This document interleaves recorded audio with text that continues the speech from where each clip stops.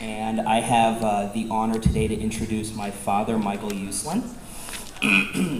So I'm going to keep this short and sweet, everybody. In an industry that's driven by money and marketing, there are only a handful of individuals out there who strive and fight for creative perfection, defending creator rights, their involvement, staying true to their vision. My father is one of those creators. He's one of those crusaders and creators, I should say. My earliest memories are of a brightly lit office at the end of a dark hallway. Waking up from nightmares as a little kid, I can always count on my father being up at all hours, reading comics in his office/library, comics floor to ceiling.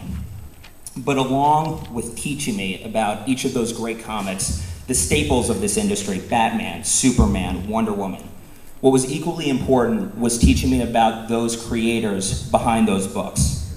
People like Stan Lee, Jack Kirby, Joe Simon, Murphy Anderson, Otto Binder, Neil Adams, and everybody else that really paved the way for what we're all doing here today. Without those creators, without crusading for those rights, without the strength to fight for making those visions come to life, fighting the studio system, there would never be a Batman. There would never be a Batman Returns. There would never be a Batman Forever.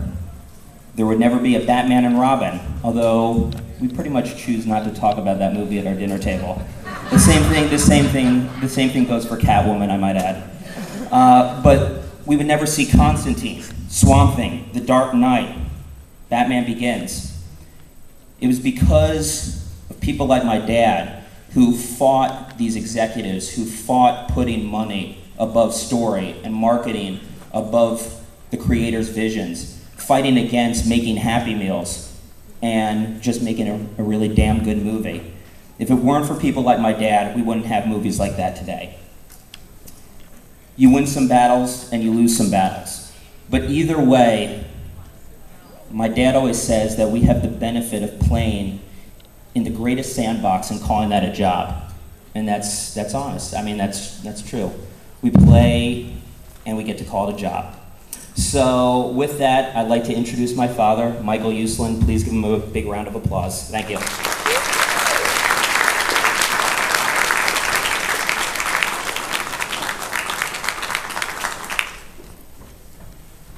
I am so proud of him. Hey everybody, this is my 47th annual Comic-Con. I'm going to take you back to the Stone Age. I'm going to take you on a journey right now. I'm going to take you on my journey. It was a journey of a fanboy from New Jersey. Blue-collar kid, didn't come from money, didn't know anybody in Hollywood, had no relatives in Hollywood. I loved comic books. I loved Batman. I had a passion for comic book collecting. I wanted to take my passion in life and make it into my dream for life, which was making a dark, serious series of Batman movies. And I'm going to take you on this journey and tell you kind of how it happened and how somebody who was almost literally sitting in the same chair as you're sitting in right now took this journey that wound up with Batman Begins and The Dark Knight. And I have to take you back to the year zero. When I was first in 7th grade and became a serious comic book collector, there was no internet. There were no Comic-Cons. There was no way to communicate with other fans. Comic book reading and comic book collecting was the most isolating hobby in the world. Up until the age of 12, I didn't know there was one other person like me in the world. I don't know, if you ever look up at night in the night sky and wonder if there's any other life out there in the universe. That's how I felt as a kid who was a comic book fan and a collector. And then in school, I got to meet my best friend, Bobby Klein, and it turned out he loved comics too. Oh my God, there were 2 of us. And we had no idea there was anyone else out there. Well, lucky for us, we picked up a copy of Fantastic Four number 15. Mad Thinker and his awesome android. I don't know if you ever saw the issue, but the android was not that awesome, take my word for it. He has like a stone engorged television set for a head, and it wasn't one of Stan Lee's best. But there was a letter in there talking about this new thing called a fanzine, an actual magazine written by fans for comic book fans, where they were buying and selling old comic books, and there were discussions and articles about comic books in this thing called the Golden Age, and this new thing we were just starting called the Silver Age. And I then learned there were over 200 others just like me reading these fanzines. Well, in 7th grade, there was a notice posted in these fanzines that they were going to hold the world's first ever comic book convention. Never happened before this. It was going to be in New York City, where comic book conventions were birthed. It was July 1964, and the first Comic-Con was held in a Fleabag hotel just off the Bowery. 200 of us showed up at that first Comic-Con.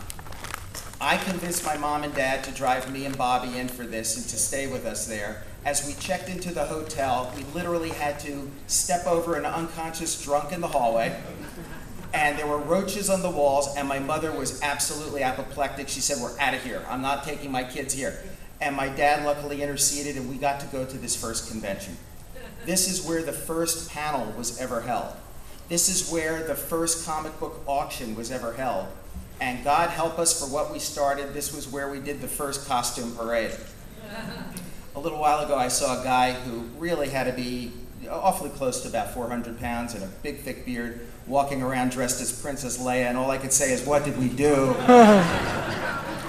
But that's where it started. A quick anecdote, just so you get the fan in me.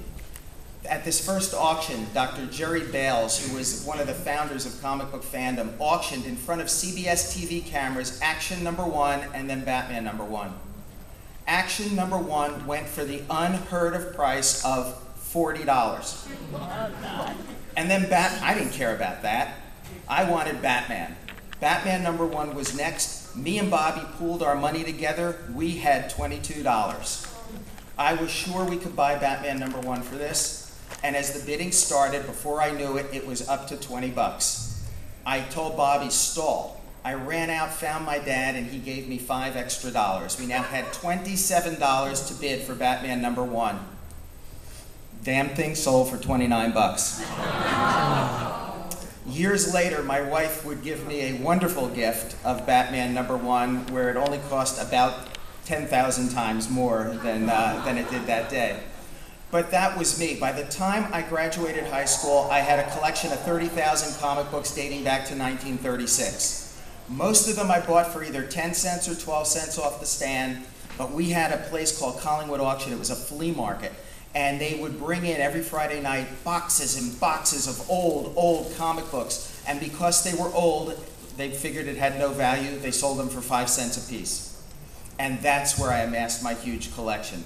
30,000 comics. My dad never got his car into the garage. One day, he built floor-to-ceiling shelves around 3 walls of the garage, and then I filled up the floors with them.